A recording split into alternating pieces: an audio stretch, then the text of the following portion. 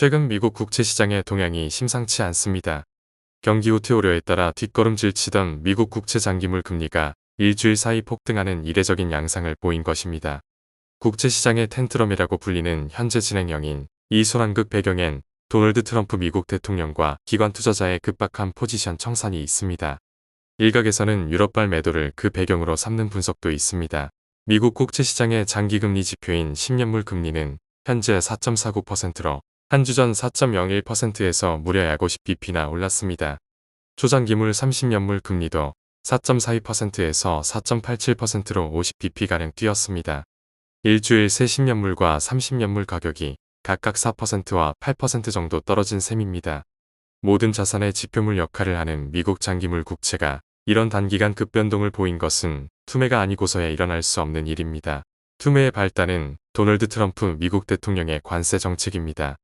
종전 트럼프 대통령의 잇단 관세 부과 발표로 인해 금융시장에 스트레스가 고조된 상황에서 뒷걸음질 쳤던 장기물 금리가 방향을 위로 틀었습니다. 상호관세가 발동된 4월 9일 전후로 이틀 동안 10년물 금리의 상승폭은 20bp가 넘었습니다.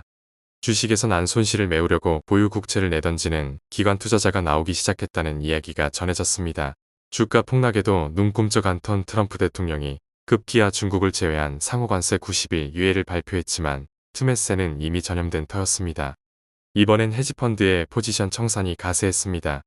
관련 포지션 청산의 충격파는 태평양을 건너 일본 국채시장까지 전해졌는데 9일 당일 일본의 40년물 금리는 32bp가 뛰었습니다.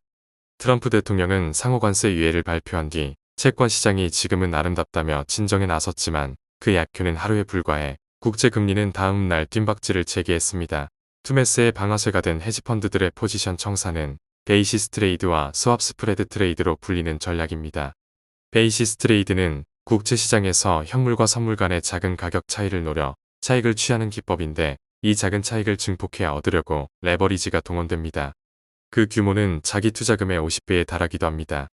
하지만 금융시장이 극한의 스트레스에 몰리면서 증거금 납입과 추가 담보물을 동시에 요구받자 포지션을 대거 청산하는 상황에 이르게 됐습니다.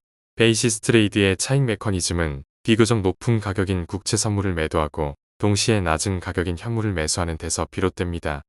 통상 국채 시장에서는 선물 가격이 현물보다 높게 형성되는데 이유는 유동성이 높고 거래 비용이 낮아 수요가 많기 때문입니다. 이 가격 괴리를 이용하는 헤지펀드는 차익 증폭을 위해 별도로 마련해둔 국채 등 우량의 증권을 담보물로 내놓고 레포 시장이나 따로 계약을 맺어둔 대형 투자은행으로부터 대규모 차입을 일으킵니다. 주로 현물 매입용입니다. 문제는 트럼프 대통령이 일으킨 금융시장 스트레스가 선물 가격의 급변동과 담보물 가치의 급락을 동시에 불러오면서 발생했습니다. 선물 시장 쪽에서는 가격 변동성이 증폭하면서 추가 증거금을 요구받았고 차입기관 쪽에서는 추가 담보 납입을 요청받았습니다. 관련 요청에 응할 경우 즉시 장부상 손실이 누적되는 셈이기 때문에 포지션 청산을 택할 수밖에 없었을 겁니다. 50배 레버리지를 사용하는 헤지펀드가 2%의 손실만 봐도 자기 투자금의 100%가 사라진다는 계산 결과를 떠올려보면 이해가 쉽습니다. 스왑 스프레드 트레이드로 불리는 전략도 문제가 됐습니다.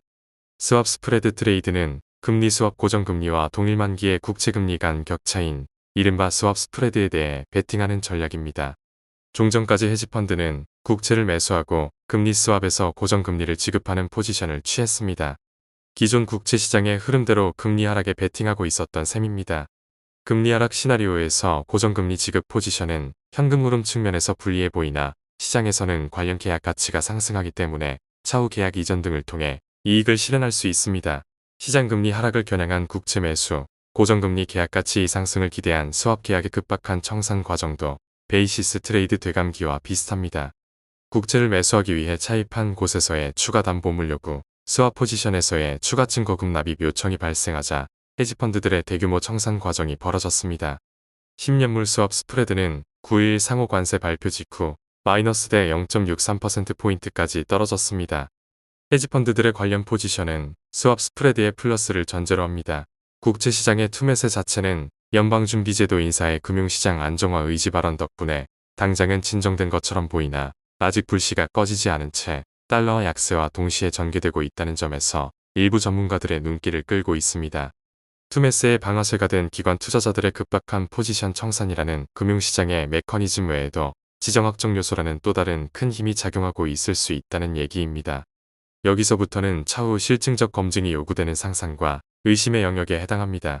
비앙코 리서치의 짐 비앙코 대표에 따르면 최근 미국 국채 금리 급등세의 배경에는 미국 기관 투자자의 포지션 청산뿐 아니라 유럽발 매도세도 있었다고 합니다. 지난주 마지막 거래일인 11일까지 3거래일 동안 미국 국채 10년물 금리가 28bp가량 상승하는 동안 독일 10년물 금리는 10bp 하락하는 등 유럽의 국채 금리가 일제히 하락했습니다. 달러화 지수가 같은 기간 무려 3%나 떨어진 가운데 유로는 3% 올랐습니다. 유럽 쪽에서의 미국 국채 매도와 유럽 국채 매수라는 역학이 작용하고 있다는 논거라고 합니다. 비앙코 대표에 따르면 유럽발 매도의 진원지는 벨기에와 룩셈부르크로 의심되는데 이 두 개국은 중국이 미국 국채를 우회해 보유 중인 국가입니다. 중국은 벨기에의 유로클리어와 룩셈부르크의 클리어스트림이라는 증권 예탁기관을 통해 보유 중인 것으로 추정됩니다. 비앙코 대표는 이번 매도세의 배경에는 중국의 벨기에와 룩셈부르크를 우회한 미국 국채 매도가 있었다는 이야기를 하고 싶었던 겁니다. 중국이 이른바 그림자 준비금을 활용한 매도로 투매세를 증폭시켰다는 의심인 셈입니다.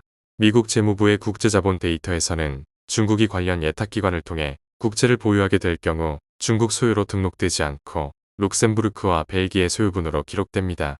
미국 외교협회 브래드 세처 선임 연구원에 따르면 2013년에서 2014년 중국 공식 보유량에서 사라진 국채가 벨기에 계정에서 나타나는 등 양자의 관계가 뚜렷한 것으로 파악됐습니다. 중국이 자국의 미국 국채 보유 규모를 감추거나 분산하려고 벨기에나 룩셈부르크를 활용했다는 이야기입니다. 특히 중국이 외환 보유고 감소 압력을 받은 2015년과 2016년 당시 중국의 미국 국채 보유량 감소와 벨기에의 감소가 동시에 나타났는데 이는 중국이 위안화 가치 방어를 위해 외환 보유고를 사용했고 벨기에를 통해 간접적으로 보유하던 국채도 현금화했음을 의미한다는 분석이 뒤따릅니다. 재차 종합하면 중국이 전략적 목적이든 실용적 목적이든 벨기에나 룩셈부르크를 통해 상당량의 미국 국채를 우회적으로 보유하고 있다는 증거가 여럿 있다는 의미로 풀이됩니다. 벨기에의 미국 국채 보유량은 3,777억 달러로 외국인 보유 총액의 4.4%, 룩셈부르크는 4,099억 달러로 4.8%를 차지하는 것으로 조사됐습니다. 양자를 합치면 7,858억 달러로 그 비중이 9.2%가 됩니다. 일본 1조 793억 달러에 이어 2위에 해당하는 셈입니다. 중국의 7,608억 달러보다 앞섭니다. 이에 대해 비앙코 대표는 두 국가가 경제 규모에 비해 엄청난 양의 국채를 보유하고 있다고 평가한 뒤 어떤 유럽인들이 미국 국채를 매도하고 있는가라며 중국의 우회 매도 가능성을 제기했습니다. 비앙코 대표의 발언과 최근 미국 국채 시장의 혼란을 종합하면 중국이 최근 트럼프발 혼란을 틈타 미국 국채 보유량을 줄이고 있다는 이야기가 됩니다. 트럼프 행정부의 관세 십자포화를 맞는 중국으로서는 이런 행동이 전략적으로 합리적 선택일 수 있습니다. 벨기에와 룩셈부르크를 내세워 직접적으로 트럼프 행정부와 충돌을 피하면서도 미국 금융시장의 혼란을 증폭시켜 스스로 고율 관세를 철회하도록 유도할 수 있기 때문입니다.